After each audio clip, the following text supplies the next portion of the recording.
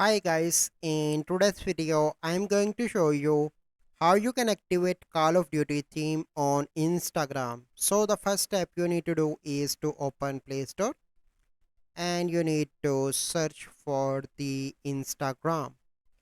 So search for that and here is it is Instagram application. Click on that and you need to update your Instagram application. As you can see, my Instagram is up to date. Then you need to go back and you need to log in into your Instagram account. So once you log in into your Instagram account, click on messenger icon on the top right. From here you need to select any random conversation and click on the person name on the top. And once you are here, you simply need to click on theme and select Call of Duty.